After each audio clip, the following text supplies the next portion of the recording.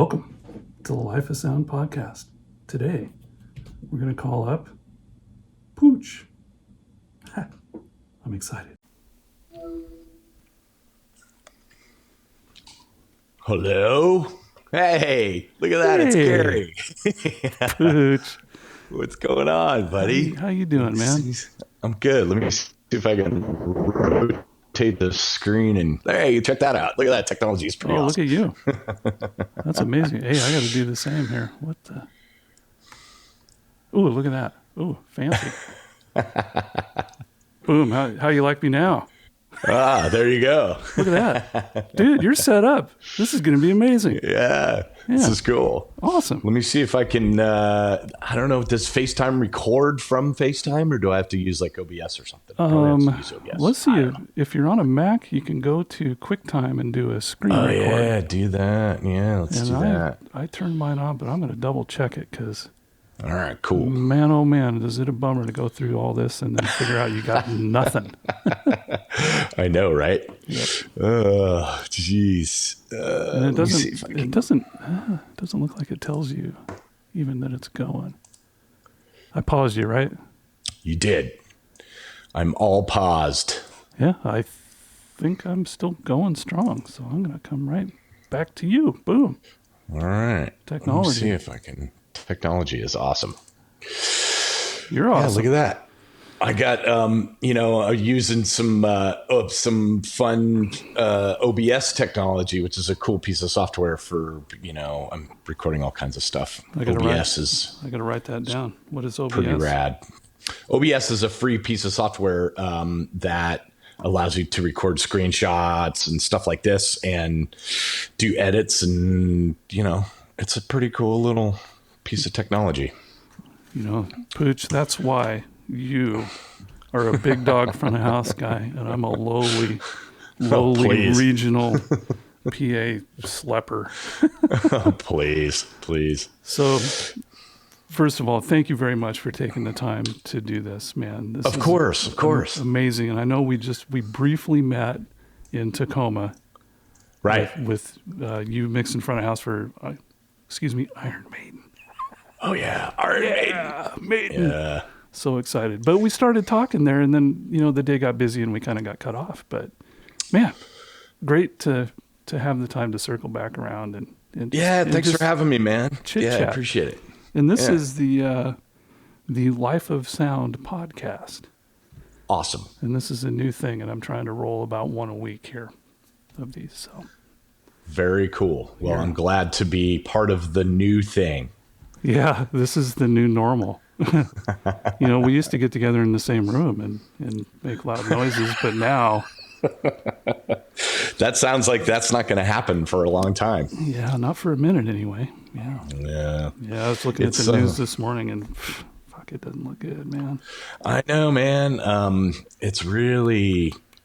I don't know. I go back and forth. I have days where I wake up and I go, okay, we're going to get back on the horse and, come the end of May, we're all going to be doing shows again, and then, I have days where I wake up and watch the news and just go, man, we aren't doing anything until 2021, I saw something yesterday from, the head of Live Nation. He was on CNBC or something. And,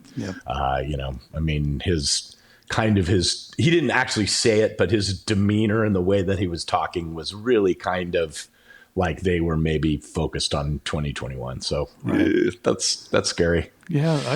I get where they're coming from because they got to put so much money up front. Totally. It's not like us where the phone rings and show up on Tuesday, you're going to get paid. Everything's great. Yeah, totally. Those guys, it's like you gotta front the band. You got to get the venue, and everybody wants money up front, and then sell a bunch of tickets, and then if it goes haywire, shit. I know. Yeah, what a tough place. It's a crazy business. So enough about that. Let's talk about the cool stuff. So I met you out doing front of house for Iron Maiden, and one unique thing about you I noticed was you got a kit. And it's yours. I do. Yeah, it's a beautiful kit. Yeah, it's awesome. It's sitting there not making any money right now. Dude, I am 20 feet away from my new S6L that's just sitting there not making money. And I don't even want to drag it into the studio. I'm so Oh, pissed off at it all. no. But Yeah, it's frustrating. What sucks about this for me too is I would love to actually be doing stuff on my kit right now, except that it's in Detroit at my partner's sound company. It's not even here at home. But well, if it goes long, you'll have to at least get your Surface home, right? I'll totally will. Yeah, like if this goes really long, like I will get in my truck and drive up there and get it probably. Well, like there's anything better to do. Well, I mean, I could utilize some time. I'm doing all kinds of things right now to utilize my time. I'm trying to figure out doing things like this, and doing my own YouTube channel and all those kind of things just to keep my mind busy. But I figure eventually, if I go get my kit, I could actually be doing some virtual playback, working on some stuff, Right. But yes, I own all my own gear at front of house. So an SD7 Quantum, and stage racks and Opticore and a bunch of outboard gear. Yeah. So yeah, the outboard gear was the thing that got me salivating at front of house. what is the reverb, man? That's a beauty. Bricasti. Yeah, Bricasti M7s. Great unit. Dude, really is. That's some highbrow stuff. I know. You know what's so funny, and I'm sure you experience this too, is it's like, as an engineer, I want like all the best shit, right? Like I want all the stuff that sounds amazing. Hell yeah. Stuff that costs the most money. But as a person that runs his own business, that is like totally the wrong thing to do. You know what I mean? Like buying the most expensive thing is like the retarded, that's retarded. I shouldn't be doing that. What the hell's wrong with the SPX 90? I know. Yeah, exactly. Right. I know. And what's so funny is, as an engineer, DBX 160s. For real. Dude, they worked in the 80s. They still work today, right? Absolutely. As an engineer, I could probably make that work, and I should listen to my business self more than my engineer self, I bet. But yes, those Bricastis are amazing reverb units. Well, guys like you don't get to where you are by not being a gear junkie. I mean, that's totally just part of the deal, right? It is, isn't it? Yeah. Well, and it sells your service too, because you got the good shit. So you get the good gig, right? Yeah. I think that bands and management people are happy that I bring my own gear, because they're hiring me because they like what I do, right? So why wouldn't you? Why wouldn't you hire me to have my own stuff? Yep. So, yeah. Yeah, of course. So I'm a regional PA owner guy, right? I've got a little L Acoustics Cara rig, and I try to That's where I met you, right? Like you brought the delays for Iron Maiden. Yeah, that was awesome. And I do a surprising amount of delay work, which it's fun, and it perfect. Yeah. I don't have to worry about the band. I get to meet guys like you and hang out in catering. So totally. Those are my favorite gigs. But it's sometimes it's a bugger, trying to keep up with the tack. About the time you think you're going to get to go a whole year and not spend any ridiculous money, things like digital consoles come out. I was like, oh, crap. Here we go again. Here we go again. Yep. Now I got to buy something. Yep. Yeah, I know. Yep. And it's, I think I coined the phrase, the evolving debt. Yes. Because we've been in business for 20 years and we're literally deeper in debt now than we've ever been. Oh my goodness. It just evolves. It's amazing. I know. Yeah. Well, part of the problem is that, there are some amazing technology out there, but it's also super expensive. Yeah. And the price point to rental doesn't make a whole lot of sense. It's kind of like owning a Ferrari, right? Like a rental Ferrari. Like the Ferrari is awesome, right? You're stoked that you own a Ferrari, but you're never going to get your money out of it. You know what I mean? It's like, and getting the oil change is going to cost you $100,000. It's got the same rental rate as a Ford Focus. That's exactly right. That's exactly what it is. So by owning your own gear, you've got the advantage of having like your kit, your your whip that you get to use every gig. And man, I can Yeah. totally see the advantage to that. I I tend to It's just own one big console in my company, and I learn it inside and out, and that right. works for me. So, you know, Yeah. It's the same thing. I know intimately where, like, even the external connections part of that, where the cable connections, I know where every single thing is plugged in. Oftentimes when you are renting from a sound company on a tour, you know the basics of where stuff is, but you don't have that like intimate knowledge of where exactly everything is. And me being that OCD guy, I like to know where everything is. yeah, and that shows. Like your kit is so tight and Oh, so thanks. organized and just beautiful, and it's like, man, this isn't an old Yeah. Peter Clare thing that's been kicked around for 20 years. Yeah, right. Yeah, yeah, Iron. So saw you in Iron Maiden. Who else have you worked with along the way? Oh, geez. So I don't know. It's been a 30-year journey. Nice. So, Well, hang on, Pooch. Hang on. Let's do this. Everybody else I've asked, tell your story from the beginning. How did you get okay. into this? Uh, And we I got mean, all kinds it's of time, buddy. okay. It's a long story. Perfect. No, I mean, I was a musician all my life. I started playing classical piano when I was 3 years old. And my mother was a classical pianist as well, and she pushed it really hard with me.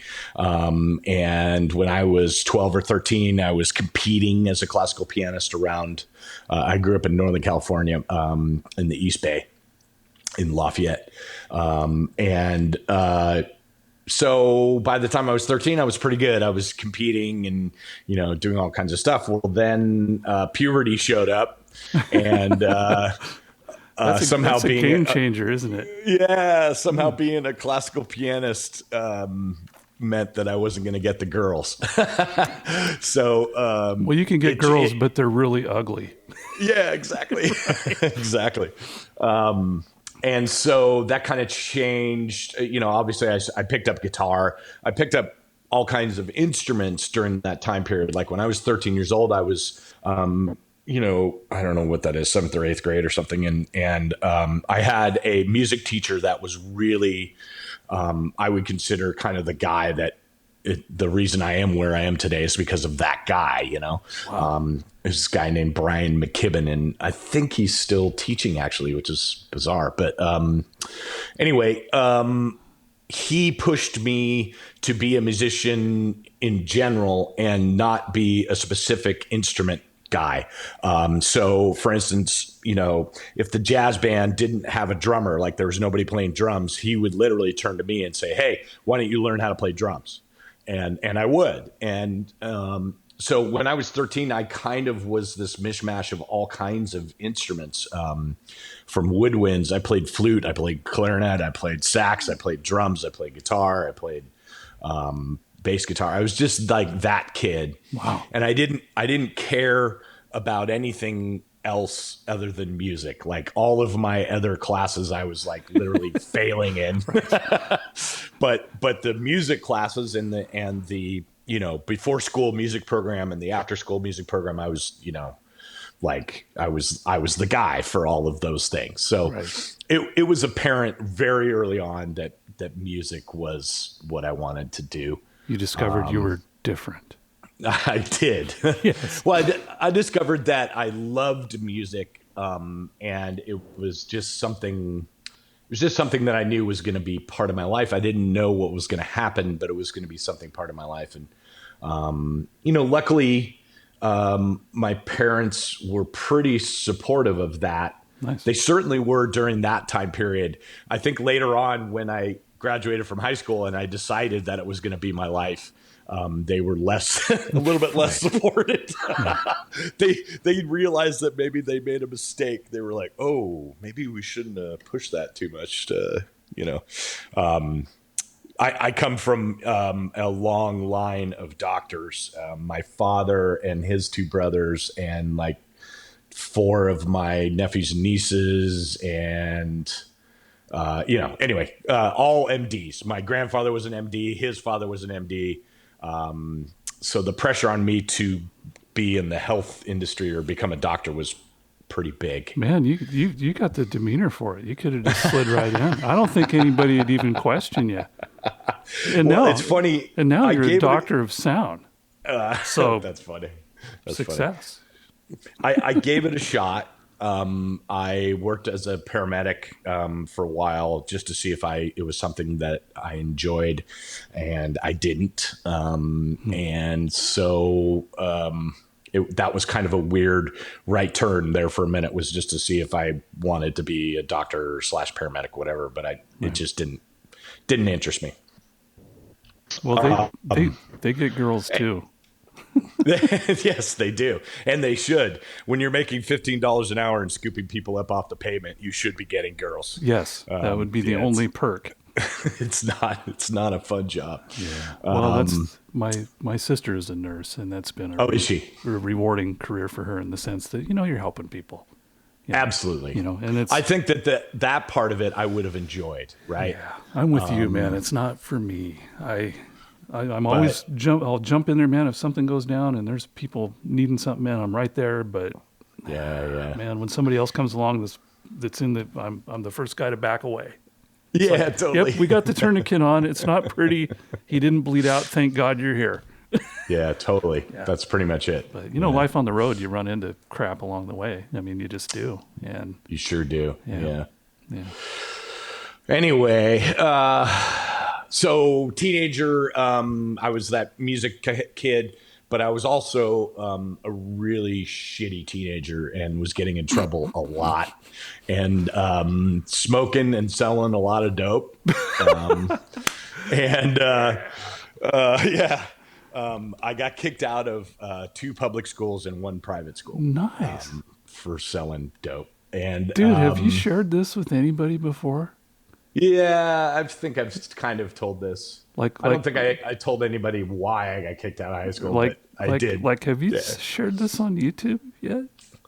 My story. I've shared this story before. Have you? Okay. How I ended up where I am. I'm not. You know what? It's part of me. It is. It's part of me. It is what I am. It's where I came from. It's part of what made me who I am. And so I think at the time it was a lot. I was making a lot of mistakes, but I look back on it and it forced me into where I am now. Right. But what it also did was it forced my parents, who, luckily they had the means to do it, but they sent me to a boarding school that was a performance arts boarding school. So it was kind of like that old TV show Fame. It had that vibe, It was like musicians and actors and, all of us kind of crammed together in a boarding school situation in the mountains above Palm Springs in a place called Idlewild. It was called the Idlewild School of Music and the Arts. Wow. And well, how cool is that? I flourished there. So you stayed out of trouble there, right? Oh man, I went from being to do. Well, I don't know about staying out of trouble, but I flourished there, and my grades, went from getting kicked out of school and Fs to A's, even in math and chemistry and all those kind of things, because I was in a place that was it was a great place for me. It made me want to learn and to be a student and all of those things. So my parents, by me being a shitty kid and my parents kind of being forced, but having the means to send me to the school, kind of just changed my life. But it also made my love for music continue to flourish. So I graduated from there and kind of really didn't have a plan. A friend of mine applied to Berklee College of Music, and I was like, well, I'll apply to Berklee College of Music, I guess, and see what happens. Wow.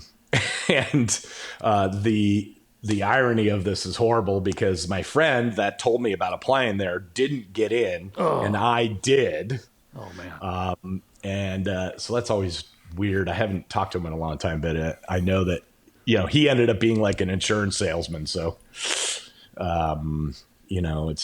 that was a weird kind of turn. Dude, you've seen Joe Dirt, right? The movie? Yeah. Yeah. Man, I feel like that guy that interviewed him. You are so good. Your story is amazing.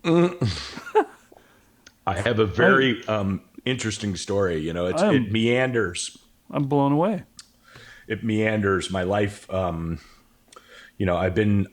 recognize that I've been super blessed to be in all of the positions that I've been in. And not to get all religious about it, but I feel like there's somebody watching over me. Like there are decisions, there are places that very spiritually where I've been like, there's no way that I had anything to do with this situation. You know what I mean? It's like, this is the weirdest. Like I'm literally, there are moments where I look around and I go, what the fuck is happening? Like I had nothing to do with this, Yeah. And that's kind of how my life has been. Yeah. I feel the same way. Yeah. I'm always just blown away that I ever found a place in this world that is a good fit. But so you went to Berkeley. How cool is that? I did.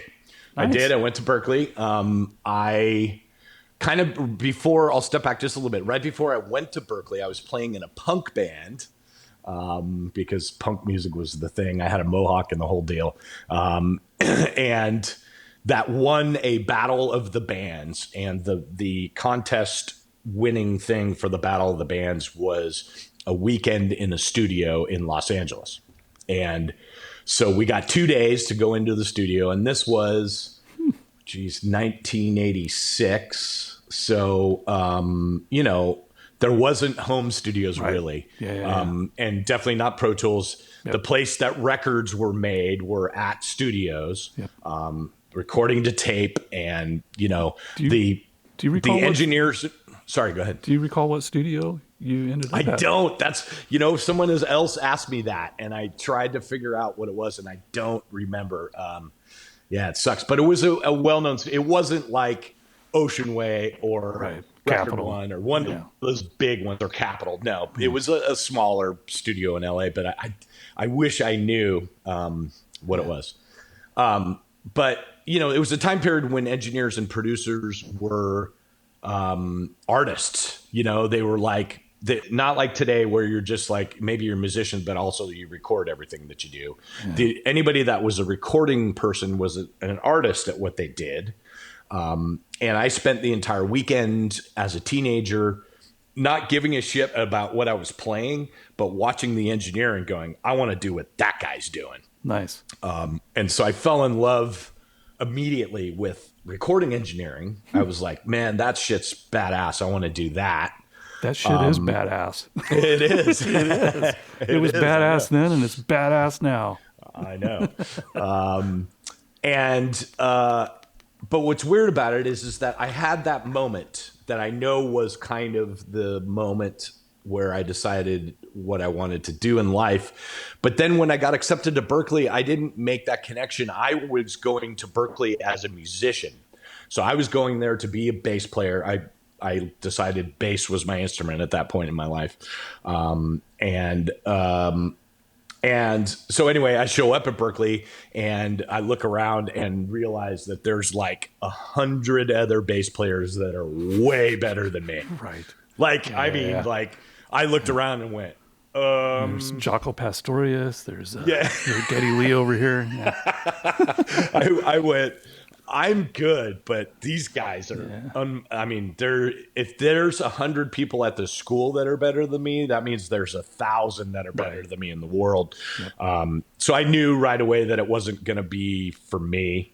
And discovered that they had a music production and engineering program there. Oh, nice. So you went, moved over to that. There. Oh, fantastic. I moved over to that. So you're fully educated, like music theory, music education through and through, kicked into the technical side of it.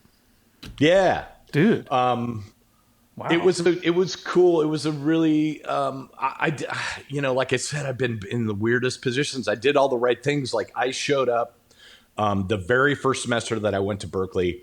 I went to a local studio in Boston called Newberry Sound, which was at the time like one of the biggest studios, and just walked in there as a kid and went to the owner and said, "I'll do anything, man. I'll empty the garbage. I'll make coffee, whatever it takes. I want to work here." Right. And what's so fucked up about that, and here's what I mean, that I'm always in like weird situations. There are 1,000 other kids going to Berkeley for music production and engineering that guy could have allowed into his studio to empty garbage and to do coffee. Right. But for some reason he liked me, and I was the guy that walked in and said, "Hey, I'll do whatever it takes." He could see it in your eye, I'm sure, Maybe. I don't know. But I mean, I just feel like there are those kind of moments where I was like, I just happened to walk in and he said, "Sure." Nice. And so I spent the whole first year of my being at Berkeley, basically not sleeping. The whole 4 years of Berkeley, I didn't sleep because I worked in that studio from 7:00 at night until 6 a.m. every day, and then went to school every day. But long story short, I ended up the year that I graduated from Berkeley, I ended up being the head engineer at that studio. Going from the kid that was emptying garbage cans to being their chief engineer there, and ended up doing a couple of records that were well known, and so I had those two credits under my belt and was gonna graduate from Berkeley and move back to Los Angeles and be the producer and recording engineer and take over the world. So that's take over the world, and that's what I did. Smoking dope with Snoop Dogg, That's it. Everybody's got a dream. Yeah, that's it.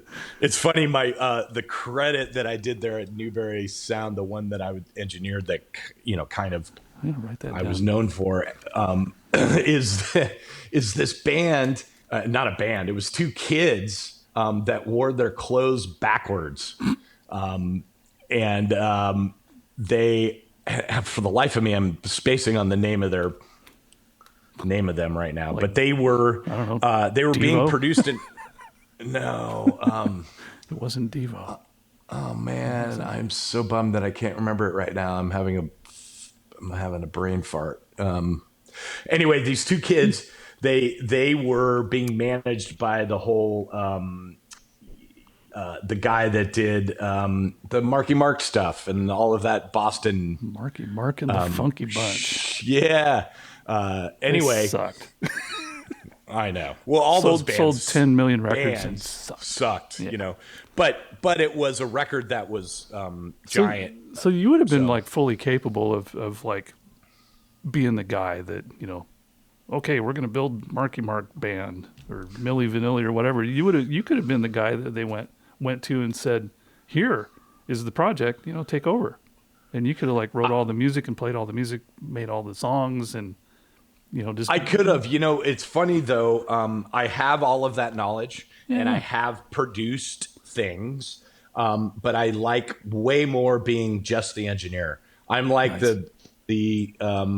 I saw an interview with Al Schmidt once, and Al Schmidt, who's an amazing engineer, who's engineered thousands of records, and he's produced. People asked him to produce things, but he has always said he's like, "Nah, I'm a better engineer, man. I like being an engineer," and that's how I feel too. I'll stick with being the truck driver. Exactly. Let you boys set up everything. Yeah, that's it.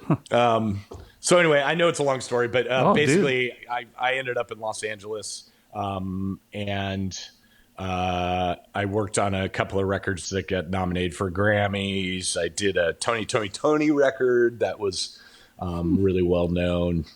But again, those were situations like the reason that I did that Tony record wasn't because someone said, "Oh, Pooch should be doing the Tony record."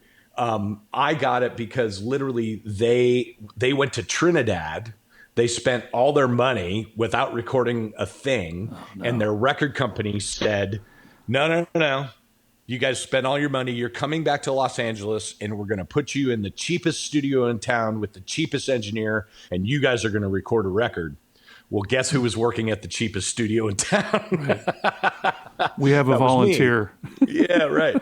And so the reason that I worked on that Tony record was because I was the cheapest engineer in town, working at the cheapest studio in town, and their record company put them there. So, But there was some hits, right? there was, yeah. Nice. That record went multi-platinum, and singles went multi-platinum as well. So, So and there's nominated for a Grammy and stuff. so for the engineer, there's no residual from that, right? No, You, no, you you get kidding? your day rate or you get your hourly rate or whatever, and it could sell one or it could sell 10 billion. You still get That's 200 true. bucks, right? That's exactly right. But no, I I hear think at the time I was making like $12 an hour. nice. That's a pretty So good wage. it's Yeah. not bad for a kid. So I hear the beat maker guys, they're in on the royalties, is what I hear from a friend of mine. Yes. So that's a better gig, right? So if you could be the beat maker engineer, That's right. now you're in the money. Yeah. Two thumbs Well, up. a lot of the reason why I ended up in live sound was because I was being that guy. I was the beat maker guy, and I didn't enjoy it. Really? Yeah. This was 1992, I guess, or 1991, and rap was the music of the time period, like NWA, and I was working with guys like Ice Cube, and Ice T came in that studio a lot. I did this Mexican rapper named Kid Frost. I did all of like 4 of his records, which involved like making beats. Like that was really my job as an engineer, was like there's an old unit called an MPC 60.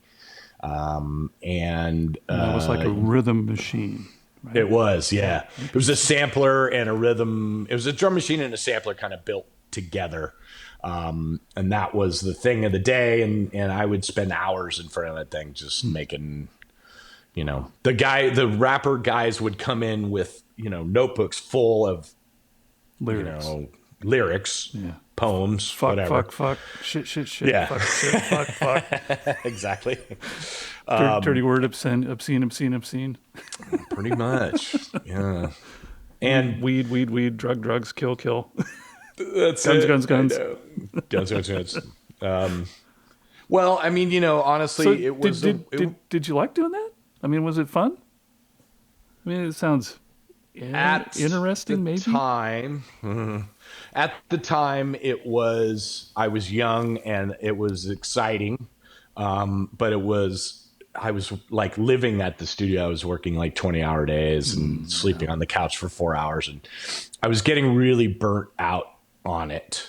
And also, that was the time period of like, the LA riots and all that kind of stuff happened when I was doing that. And I was working, honestly, I was in LA and I was working with gang members, and they would come in, and here I was, this middle-aged kid that was raised by a doctor's family. Right. Middle-aged white kid. A white kid, Yeah. middle-aged white kid. Yes. And these guys would come in and talk about like the drive-by shooting that they did the night before, like it was nothing, And so I sat there and I experienced all that for several years, and I just got really kind of burnt out on it. I was like, this is not. Hey, were you still selling dope then? I wasn't. Dude, what were you thinking? I don't know. I could have been cleaning up. I should have. Man, been. you'd have been cleaning up. Imagine where you'd be today if you were selling dope to That's true. But yeah, so I don't know. There was a time period where I just was like, I still enjoyed being an engineer, but I only liked working. The majority of my work was that. Yeah. And it was, there were times where like literally the studio that I worked at, the studio booker, there were 6 rooms in the studio. It was Paramount Recording Studios in Hollywood and Vine in LA. And Nice. there was, the booker would literally have to find out what gang affiliation the guys were, so that he wouldn't book the Crips next to the Bloods. Today, today's a blue day. Tomorrow's a right, red day. and have them meet in the hallway and there be a gun battle. I mean, literally, Wow. that was like, what was going on. So case in point is you wanted the fuck out of there. Yeah, pretty much. Yeah, I know I would have. Jesus. Yeah. But also on the side, I will tell you on the side, I was doing those projects as an engineer and doing my own work, but I was also being an assistant engineer for some of the biggest guys in the business and watching some of these really major producers and engineers do their craft. And that's really where I was enjoying it, but you're at that point, you're making coffee too, right? And you're not, but I was doing both of those things. So I was working as my own engineer and getting opportunities, but I was also being an assistant engineer for some big dudes. It was a really like huge learning experience. It would be like being the delay guy at an Iron Maiden show. Right? Do you see the parallel here? Yeah, I do. Well, I tell people all the time, listen, I didn't make any of this shit up. I'm not smart enough. Everything that I do, I learned by watching someone else do it. And so it's my job to pass that information on to people. Right. You know what I mean? Yeah. It just is. Have you checked into Mix with the Masters? I have, yeah. Yeah, me too. I've been paying them their monthly monthly fees. But man, yeah. I kid you not, I think I've learned more from those guys in just a year's time than 20 years of doing live work, because man, studio is such a different world. It is. You don't have 1,000,000 watts coming back at you. And you don't need noise gates. It's really weird. That's so awesome. Yeah, I mean, listen, the worlds, it's come full circle for me because now, because of speaker technology, I would say in the last 5 years, I'm way more a recording engineer now than I was a live sound engineer for the last 2020. You know what I mean? Yep. So being a live sound engineer and getting into that was really foreign to me back then. The speaker technology was like, I showed up and it was like, we were high-fiving when you could hear the vocal. Hey. You show up every day and you got work to do. Yeah. Just to get the room to sound right. And now, with technology and the techs are so good that, man, they just and I'm kind of one of those guys. I try to hand off a really nice thing to my engineer for the day. And, sure. Take care of him. That's my job. Right. But, in their shoes, man, you can see it when you put a smile on their face, you're doing it good. Oh, that's it, man. That's it. But it is a whole other skill set these days, being that systems guy, right? Like you're pretty much a network software engineer along with knowing what sounds good and how to get that result. That's when you get a good one, it's pretty awesome. Yeah. And at the end of the day, it's still got to be musical and sound good to humans and not just to the analyzer. 100%. Yeah, the analyzer 100%. Didn't buy a ticket. That guy did. That's exactly right. Yeah. I always say the guy standing there with the 40-ounce beer doesn't give a shit what's happening in your console or in your outboard gear. What he cares about is whether or not it sounds good or not. Yeah. So who cares about what's happening, right? If something's, squirting blood, we can all say, hey, man, that thing's fucked up and it's squirting blood. But the guy with the 40-ounce beer is standing there and he doesn't know that that's happening and doesn't give a fuck, as long as it still sounds good. Yeah. So. Yeah. And he's the ultimate end user, the customer. So there you go. He is. Yep. He is the end user. Yeah. End user. The 40-ounce drinking, that's it. Wobbling Iron Maiden patron. Yes, we have those. That was a great show, by the way. I really thank you very much. Yeah. I'm very blessed to work with those guys, and I'm a fan. I grew up listening to that band, and so I mix that band as a fan. Like, there's moments when I'm mixing that band where I'm like, man, I am fucking 15 years old in my room at home listening to fucking Iron Maiden. Oh, dude, I sat there and watched you, and you could see that plainly. That, like, dude, he is all in on this show. I love that. Working for them. Yeah, they're great people. Wasn't like you were sitting there gritting your teeth going, oh, another day of this. And I could have very well been, because what the listeners don't know is that it was the Tacoma Dome, Right. With its which is 43-second decay time. yes, is a difficult place to make sound good for sure. Yeah. And that, Yeah. you catch this, it's like the number 4 venue in the country right now. Amazing. For amount of ticket sales. Amazing. Because it's just so freaking big, you know? I know. Yeah. It's huge, and it is close enough to all the people in Washington State, right? Yep. And to Portland, Yeah. and to Yeah. So it's a Yeah, I think it's the a big demo is gig. almost, it's probably 7 million, maybe a little more Wow. than that if you stretch it out a couple hundred miles. So it's That's huge. awesome. It's a major metro in that sense. Yeah. And I think if you're not a sound guy, it's probably a really great place to see a show at. Yeah. You know, Yeah. I'm kind of hit and miss on it. I mean, my first couple of experiences in there is just like, ugh. Really? But, you know, once you get cranked up and the crowd kind of fills the blank, right?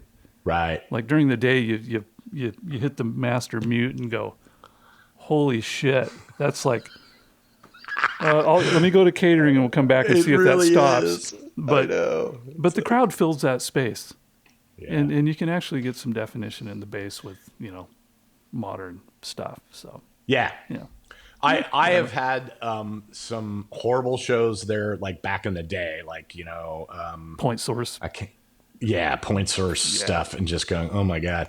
And then I would say recently I've had some really good shows in there. I did a Travis Scott thing in there like a year and a half ago that was pretty good. And then that Iron Maiden show I thought was good too. Oh, dude, Maiden sound amazing. Yeah, it was killer. Thank you. Thanks. Yeah, I'm not normally a patron, but I know people. And you know, I got a bucket list, same as anybody else, right? So I hit my guy up and I go, dude, if you ever do AC/DC, you know, world's second biggest fan, and lo and behold, I get a text. They go, hey, do you want to slide in there? And awesome. He put me in like row 16.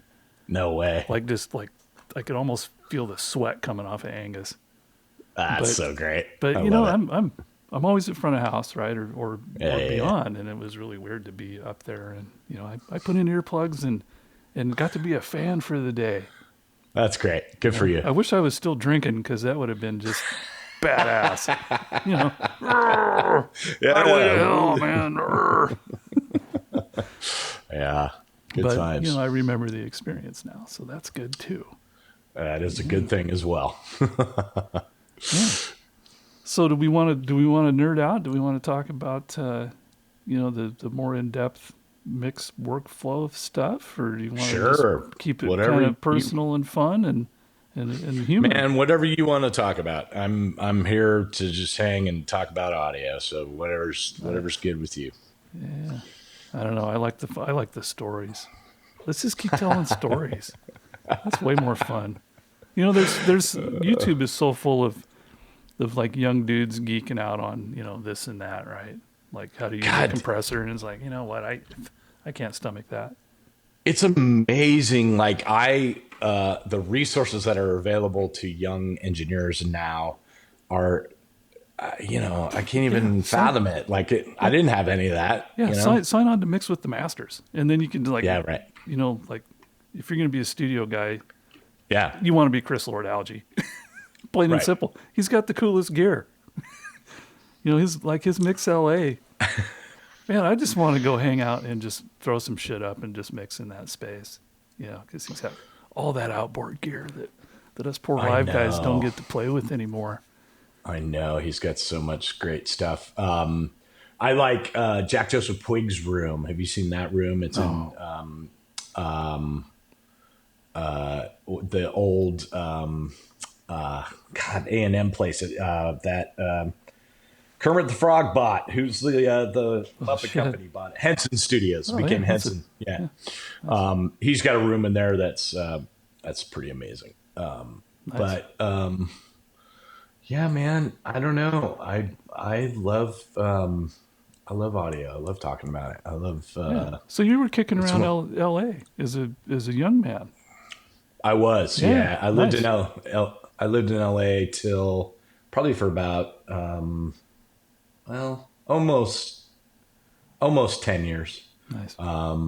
and I started mixing live shit, and then I figured out that I didn't need to live in Los Angeles. I needed to be near an international airport, and that was it. Right. Denver.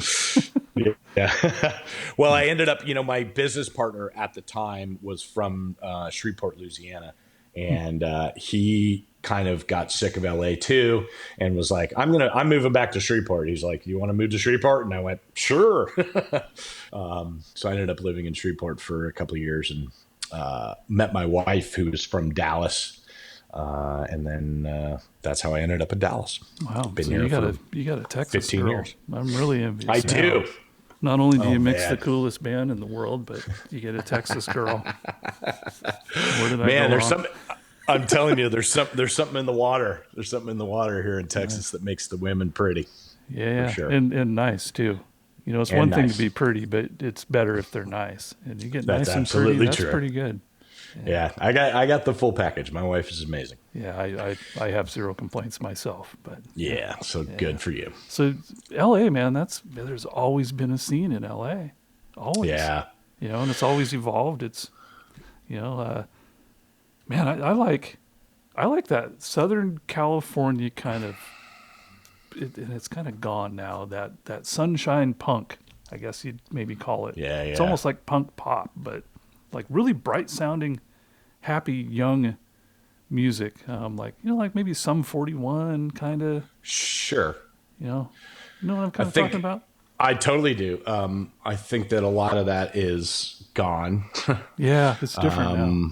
It's different. I mean, the real deal is, like I said, the artists like Chris Lord-Alge, Jack Joseph Puig, Eddie Kramer, all those guys are not the norm now. The guys that are really making records are guys that are making it out of their house or whatever. And so that has, I think, fundamentally changed the way that records are being made, and therefore the way that music is being made too.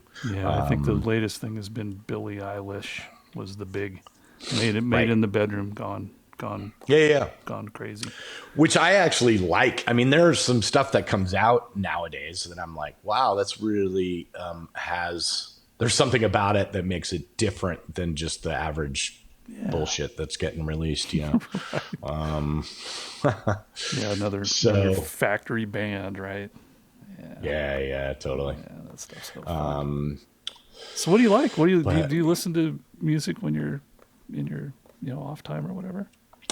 I do, but I tend to gravitate towards God. I'm like a guy that listens to right before the dynamic wars happened with records. So when the L1 and the L2 compressor fundamentally changed the way that records sound, where everyone's trying to get right up to clip and keep it there for the entire time. Yeah. I listen to records prior to that have dynamics. So I end up with I don't know, Seal and Tears for Fears. And, of course I grew up with Pink Floyd and, I listen to a lot of Floyd. I love the later, Momentary Lapse of Reason. It's like one of my favorites. Division Bell. Cool. Man, they sound. It's funny. I go the other way. Good. It's funny. I go the other way. I'm like the early records with Pink Floyd. I really like some of their early writing. It's not necessarily the best sounding stuff, but like metal and some of that early stuff is more what I listen to. But it's funny. I choose records as a recording engineer. I often choose to listen to things that I don't necessarily like the music. I choose them because I like how they sound. I think it's an excellently recorded record is something that I would rather listen to than even the Beatles. You know what I mean? The Beatles are an amazing band and have written amazing stuff. Yeah. Do you but listen? a lot of their records are, everyone touts, their stuff as being world changing, and it was at the time. But you listen to those records, and they don't really sound all that great too much compared to later on. There were some great sounding records. So, Oh God, Queen came in there and oh said, my "Oh wow, we God. can overdub. Yeah. Let's just do Yeah, that for totally. 3 days straight, Yeah, just the exactly. vocals." Exactly. So, do you listen on Yeah. vinyl? I don't, it's funny. I have totally wanted to get into that. Yeah. And even so much so that I said to my wife, like, one of these days I'm going to invest a bunch of money in a great system. There's a guy, it's funny. There's a guy in Austin, Texas that is refurbishing old Telefunken all-in-one kind of record cabinets. And he goes and he finds them, from the 60s where they're all in one, and he Yeah. puts a, Macintosh tube amp and, Yeah. and an excellent, Yeah. Console style, right? The big console furniture. style. Yep. Yeah. And puts, he puts like Polk speakers. It's like, Yeah. it's really hi-fi. Yeah. And he's selling them. I have no idea where he gets them, but he refurbs them, puts all this great equipment in it. And, I'm sure they're expensive. I haven't really investigated, but I said to my wife, one of these days, if I ever have any spare money, when do we have any spare money? When does that happen? When they quit making cool gear, that ain't gonna happen. I know, but one of these days I would love to get into it. Are you a guy that listens to a lot of vinyl? I don't touch the stuff. Okay. It Why do you say that? it's just too inconvenient. There's Okay. and I man, I kind of walked away from my records in the 80s. I mean, I was living with a friend of mine and I relocated, and that was like the first thing you left behind. Oh, wow. When the car was full, you go, well, fuck it, there goes the records. Yeah, totally. Because you could replace them easily at the time, and Yeah. then CDs That's it. came along, and there just wasn't any, and I Yeah. was doing sound by then, so there was just no turning back. We went from cassette, which Right. was terrible, to Right. CDs, which, man, those things skipped like crazy when we first got into those, but they sounded I know. good. Yeah. I know. But no, I just never rolled back to that. Got it. Makes sense. I think, Well, one of these days I might get into it. I think about it, I think, man, wouldn't it be cool to grab a chunk of vinyl and, sit back, grab a glass of wine and, Sure. go through the whole thing. But Right. then reality sets in, the cat goes running across the stereo cabinet, destroying everything. And, well, Right. that'd have been $1,000 cartridge. Well, maybe I don't know. Maybe it's the fantasy of it. I haven't actually done it. Maybe if I actually did it, I'd be like, yeah, no, don't even bother. Oh, yeah. The first thing you notice is you set it down and it goes, Yeah. yeah, crap. Well, Hey, anyway. you know what, though? But now this brings up some interesting dialogue. Yep. You were a mixer in the analog days, right? I was. Yeah, live guy. Yeah. Worst day of my life was I was mixing on a PM 4000 because I was one of the poor kids that couldn't afford a Heritage XL4. or an Yeah. XL4. Yeah, but I had Right. I scraped together 30 grand. And I bought a 4K, and I had Nice. kind of a modest rack of stuff. A 990 and Sure. a D2 and some DBX comps and gates. Blah blah blah. But man, I never struggled to get a really nice fat mix out of that setup. I mean, For sure. I was happy as a sound guy. And then Yeah. the PM5D came along, and Yeah. had to sidecar my 4K and start working on the 5D. Worst day of my life. Well, it's funny that you say that. I lived, remember, you got to remember that my studio time period was 1991.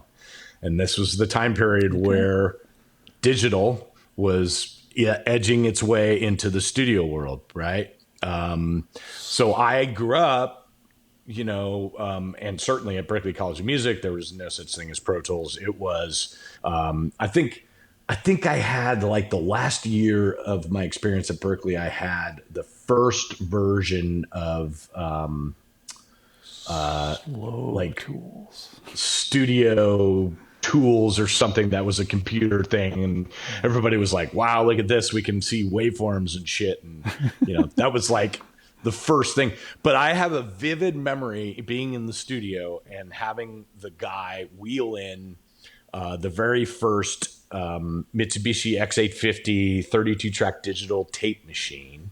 This is a 1-inch digital tape machine. And they were wheeling it in the studio, and it was literally like 6 of us standing around it like cavemen looking at a rocket ship. You know what I mean? We were like, what the fuck is this thing? Right. God, the converters had to be terrible back then, right? Oh my God, it was bad. It was like, it was bad. Yeah. And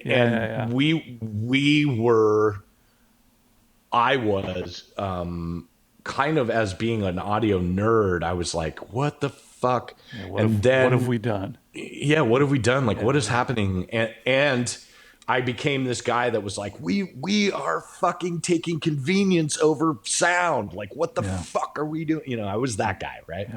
Yeah. So I did that in the studio world. Well, guess what? 10 years later, I did that in fucking live sound world again. Yeah. I lived, working from XL4s into, the very first digital desk I think I worked on was the Digico D5, not the SD5, the D5. Yeah. Those things were a hunk of shit. Maybe I worked on the PM5D before that. I think I did. Yeah. I don't know. But whatever it was, all of it sucked. Wasn't good. They were horrible sounding. No. Horrible sounding. So and didn't work either. By the way, my take on it was we went from unlimited bandwidth in 2 directions. Right? We had we had all the dynamic range in the world, clear up into man. You could go plus 12 on a good desk, right? Sure. And it'd just sound cooler. Totally. And the frequency response was 0 to infinity. Yes. And some asshat, probably in California, says, you know what? You guys get 78 decibels and 20 to 20. I know. And know. Pooch, my mix did not fit in there. It did not fit in their little box. And that pissed me off. I'm still mad. Yeah, I know. It's funny, people, I tell people this all the time. I said, I really, honestly, and this is no bullshit, only about 5 years ago, maybe even less than that, have I really felt like digital technology is now we're at a place where, this stuff is pretty good. Yeah. Can't go back. Yep. It sounds pretty good now. If you or I were listening to an A and B, like if we listen to something in analog and listen to something in digital, you or I would spot it in a second. We'd say, nope, it sounds better on the analog for sure. Yeah. But without the comparison, digital is come to a place finally where it's like, okay, the oversampling is fine now. The technology has come up to a place where it's acceptable in my world. Yeah. And that only happened for me like 5 years ago at the most, maybe 3. Yeah. I think that when they started in live world releasing, converters that were sampling at 192 and then down sampling, I felt like, okay, now we're in a place where stuff is starting to sound pretty good. But I think people would be amazed to hear me say that 10 years ago, man, digital sounded like shit. And I hated it and didn't want to work on it. And, here we are. I remember doing things in that PM5D to get the result, because that's, at the end of the day, it's the result. That's right. Man, the crap you had to do to get the result out of that thing was just appalling.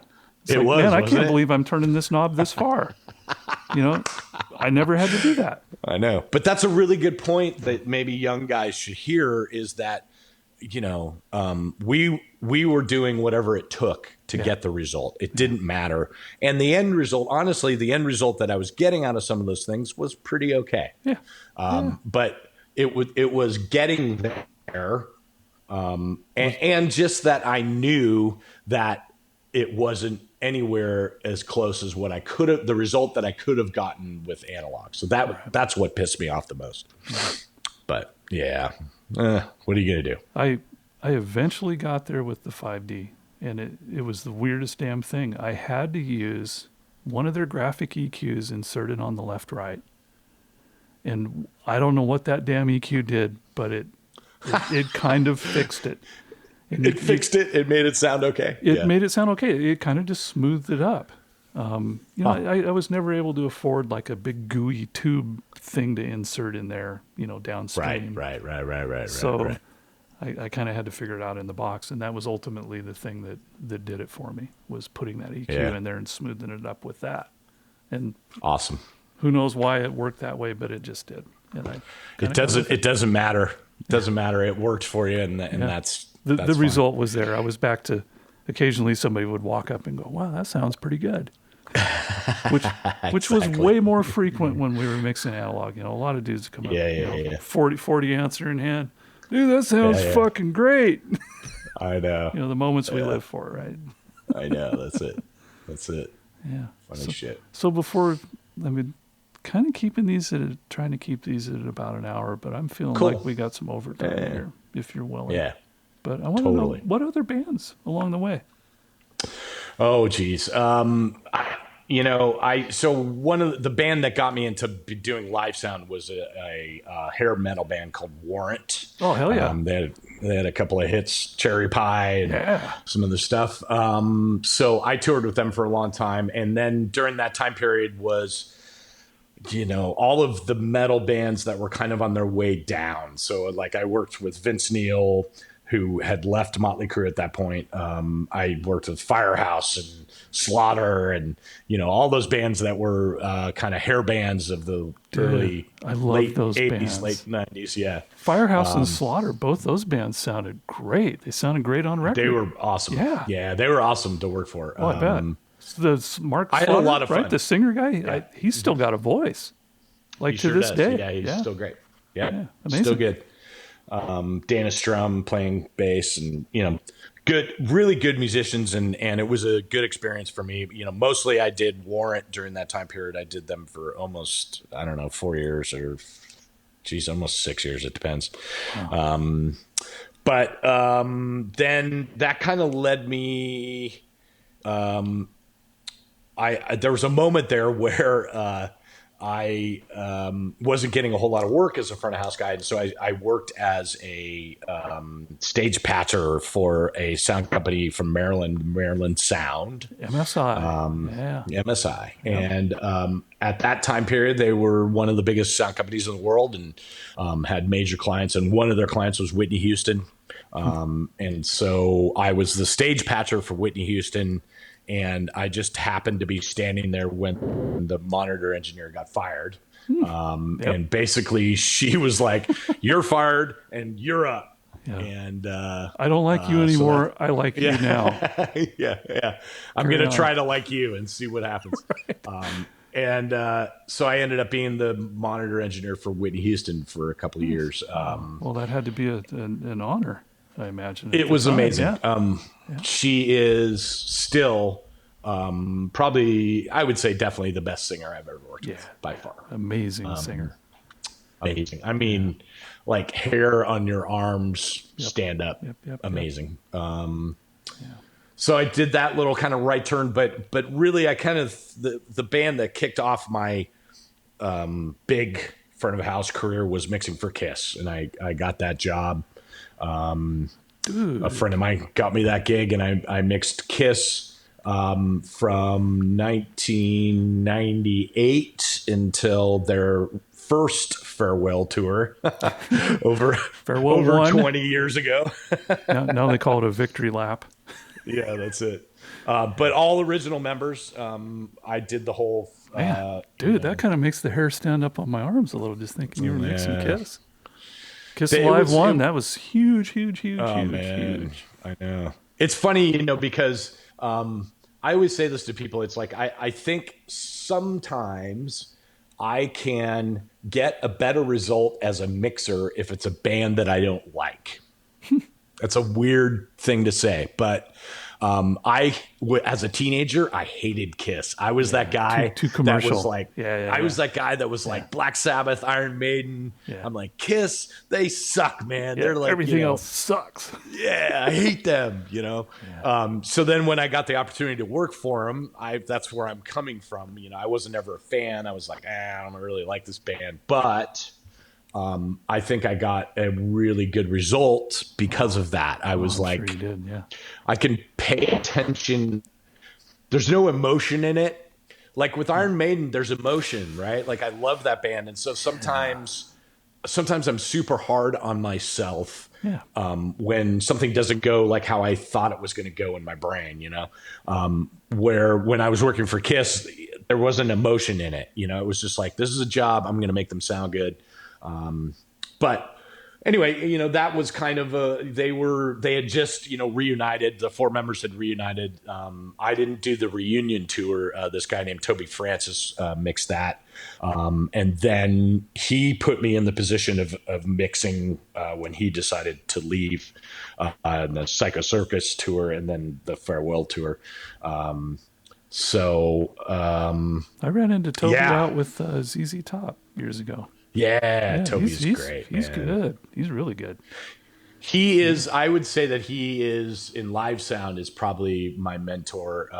Him and do you know ML Pro Size? He's not with us anymore, but ML was a mixer.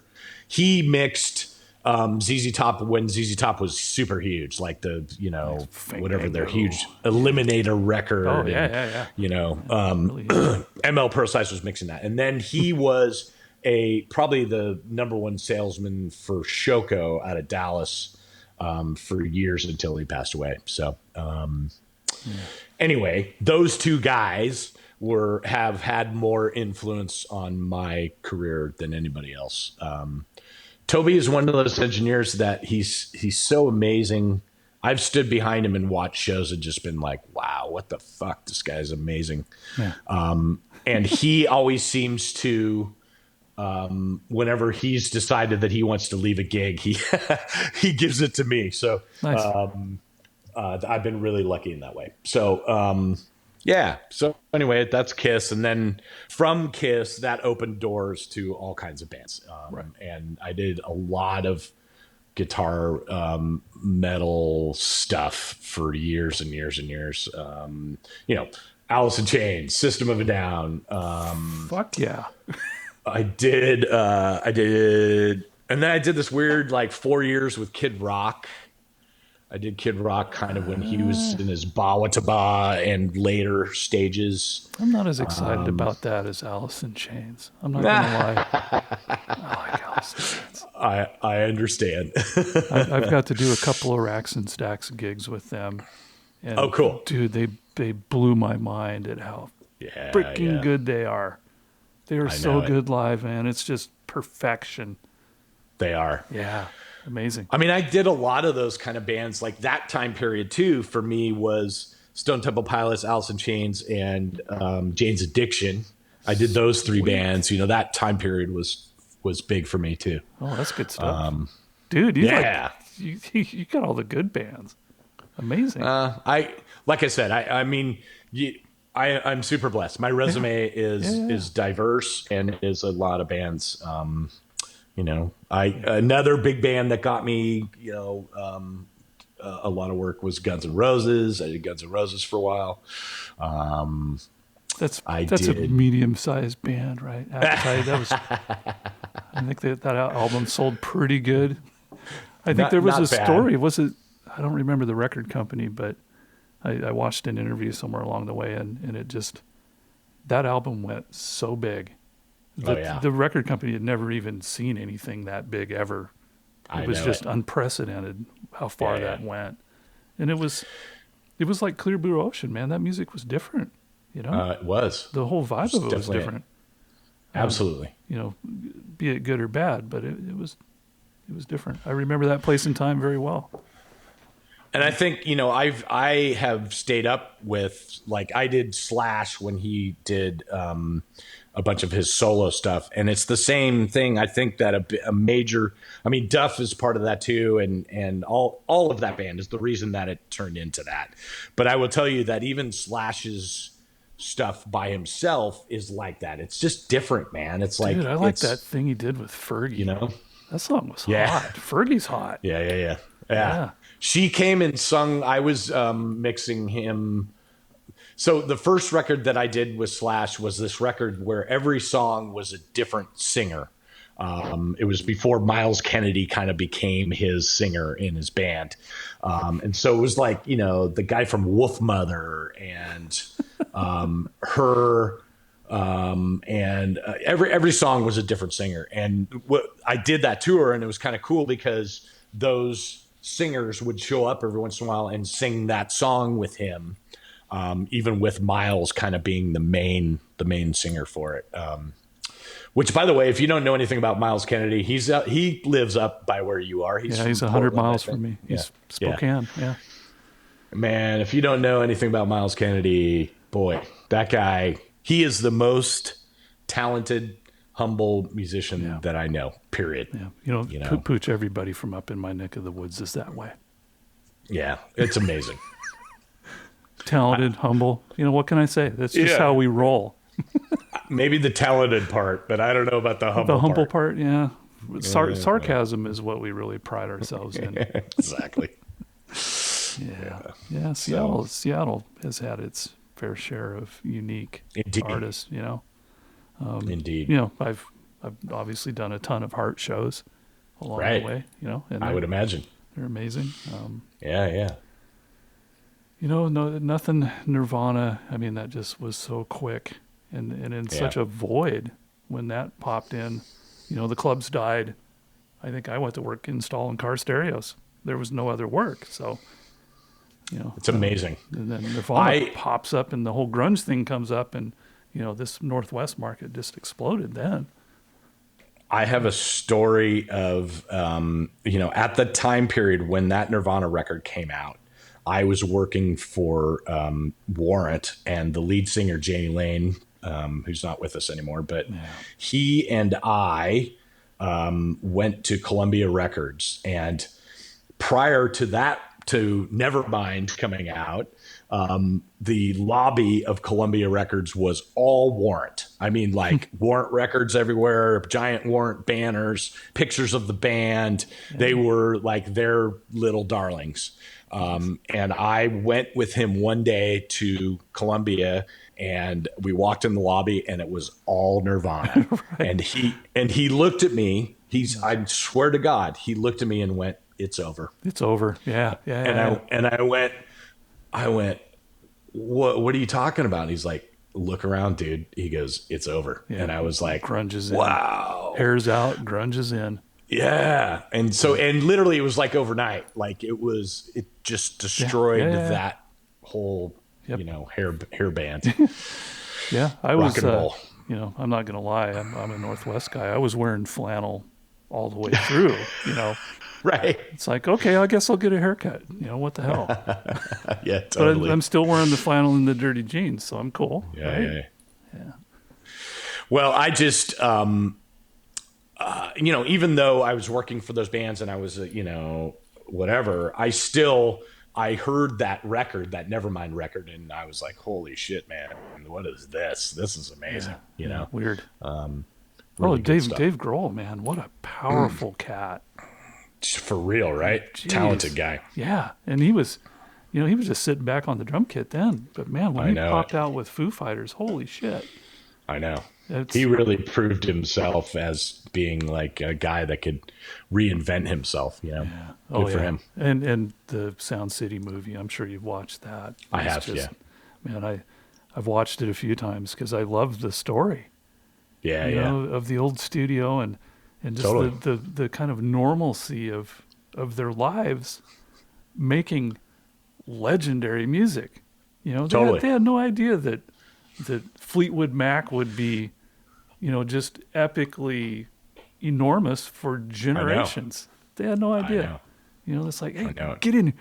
And the group of musicians that rolled through there in that time frame were all the cool cats.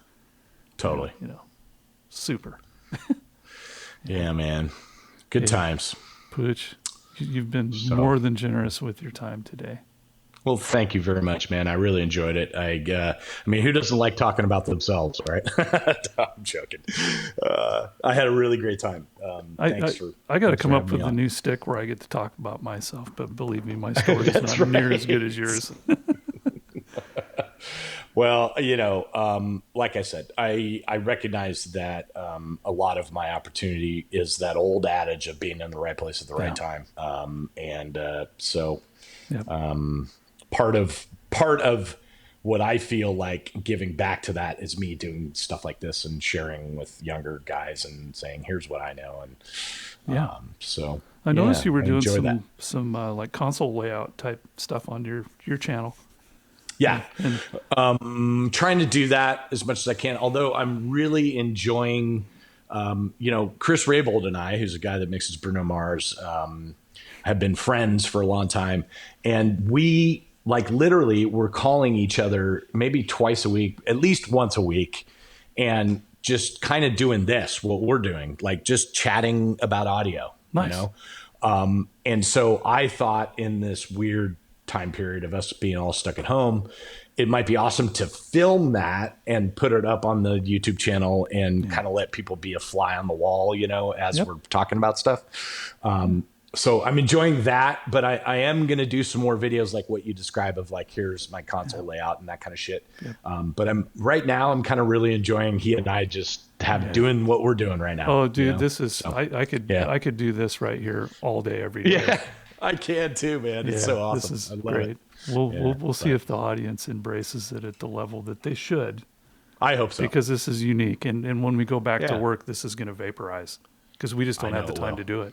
No, I Which is know, I sad. know. So You it know, is sad, and I hope that people take this opportunity. Like, I'm taking this opportunity to learn. I'm learning a lot about networking, and just because networking is the new audio trick. right? So And you're talking like yeah. Cat 5 networking, or are you talking human networking? No, yeah, Cat 5 Okay. networking, yeah, that's funny. No, like learning outside of audio, learning all of the technology of networking, like Yeah. Cisco, Yeah. CSN, and that kind of stuff. Like, just because I feel like that is the technology that we're all going to be Yeah. gravitating towards in the future for audio, for sure. Dave Ratt's been rolling videos with his whole cable testing thing. Oh, right on. Cool. You know, Dave, I'm going to throw this out there. If you happen to walk by this, your video qualities could be better. I love Okay. you. I love you like a brother, Dave, but the quality could come up. But I really dig what he's doing. Yeah. And the big discovery was that Cat 5 cable in that twisted pair layout Yep. outperforms everything we've ever used. Amazing. Any quad like braided mic cable that we Yeah. thought Yeah. was Yeah. really, really good, Cat 5 blows it out of the water. Wow, that's interesting. Yeah, it's Yeah. crazy. But yeah, live and learn. Well, anyway, live and Pooch, learn. What are you going to do? it's been an absolute pleasure to get to know you better. Yeah, me too, man. Let's do it again. All right. Thanks a bunch. Cool. Take care. Yeah, you too. Peace.